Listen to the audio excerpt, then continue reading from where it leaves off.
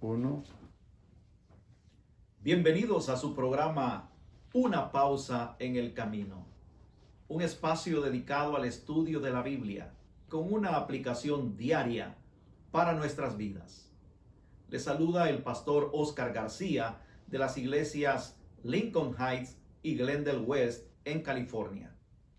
Antes de comenzar, quiero invitarles a tener una palabra de oración.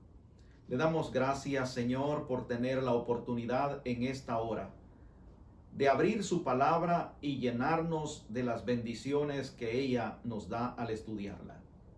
Pedimos su bendición en el nombre de Jesús.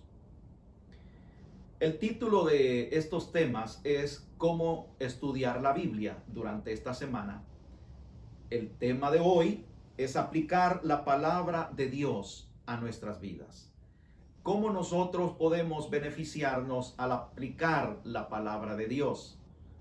Bueno, si la aplicamos a nuestra vida, hemos venido conociendo que la palabra nos sustenta, nos alimenta, nos nutre, nos fortalece. Y cuando abrimos su palabra, la palabra de Dios, encontramos más de 3,000 promesas. Hablar de ella es hablar de más de 3,000 promesas escritas. Imaginémonos, hay más de una necesidad en el ser, en el corazón del hombre, pero las promesas de Dios son múltiples, son grandes. Y aquí vemos que Dios se compromete con nosotros, porque una promesa es un compromiso. Y Dios tiene más de 3,000 promesas. Es un sinnúmero de bendiciones que Dios ha prometido a nosotros. Y Dios no es hombre para mentir. Dios cumple sus promesas. Porque Dios es ilimitado, tiene poder y es todopoderoso. Así que cuando nos acercamos a la palabra, nos estamos acercando a Dios, a sus promesas. Es importante que nosotros conozcamos que Él no está exento de lo que creó, como muchos creen que dejó a este mundo en el olvido. Dios tiene presencia y su presencia nos lo dice su palabra, porque ella nos habla de un Dios que se ha comprometido de mantenernos y sustentarnos siempre hasta el fin. Debemos de nosotros que hemos creído en el poder de Dios compartir estas promesas, porque las hemos experimentado, se han hecho reales en nosotros. Hemos vivido, caminado en medio de las dificultades y hemos visto que sus promesas Dios las ha hecho una realidad. El apóstol San Pablo en el capítulo 8, versículo 32 en la carta a los romanos escribe: el que no escatimó ni a su propio Hijo, sino que lo entregó por todos nosotros, ¿cómo no nos dará también con él todas las cosas? Notemos, el mayor don Dios nos los dio, su Hijo. Entonces, al haber enviado a su Hijo, ¿no estará el Señor dispuesto también a dar otras cosas? Claro, tenemos que buscarlo a Él. Buscad primeramente el reino de Dios y su justicia. Las demás cosas te serán añadidas. Pero qué interesante, importante es notar esta parte que dijo el apóstol Pablo. El que no escatimó ni a su propio Hijo, el mayor don del cielo, vino a este mundo, se entregó por nosotros. No le recibimos como debíamos de haberle recibido. Era una promesa. El enviado de Dios se hizo presente a su debido tiempo para que nosotros viéramos salvación. Ahora, ¿estará Dios corto para no darnos de lo que nosotros le pidamos? Buscad, llamad y recibiréis, dice el Señor. El que busca halla, el que llama se le abrirá, y el que pide recibe. Dios nos invita a pedirle, a buscarle, a llamarle. porque Él tiene promesas para nosotros. Su palabra está llena de promesas. Cosas materiales no son problema para Dios. Podrían ser para nosotros, pero no para Él. Cosas concernientes a la vida, en otras palabras, cosas materiales.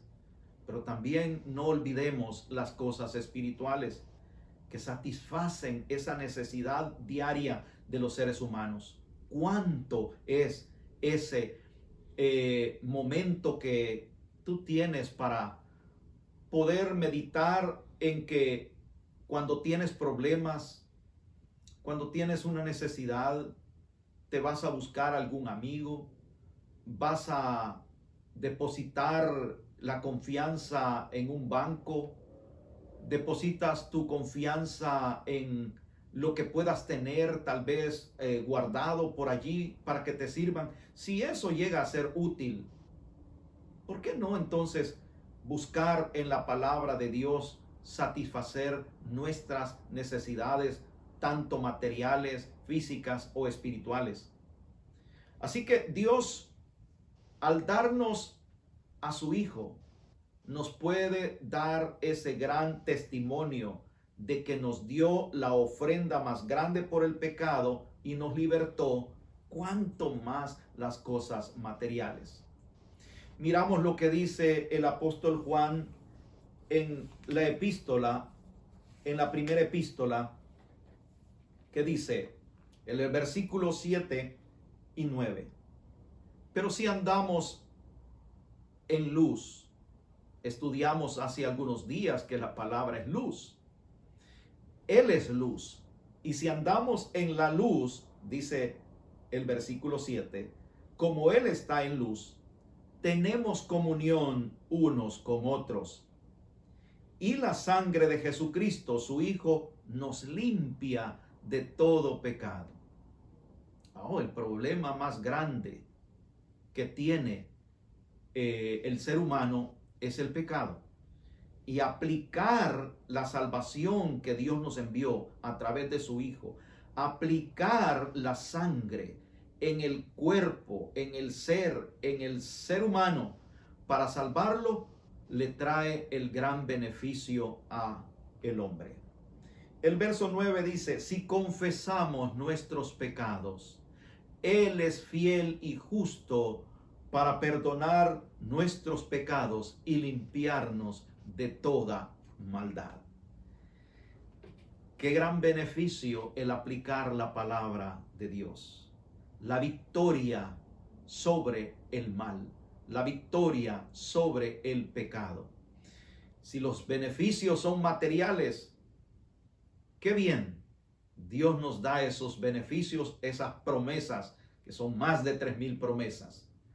Pero el mayor beneficio es la aplicación de la sangre que Cristo derramó en la cruz por causa del pecado.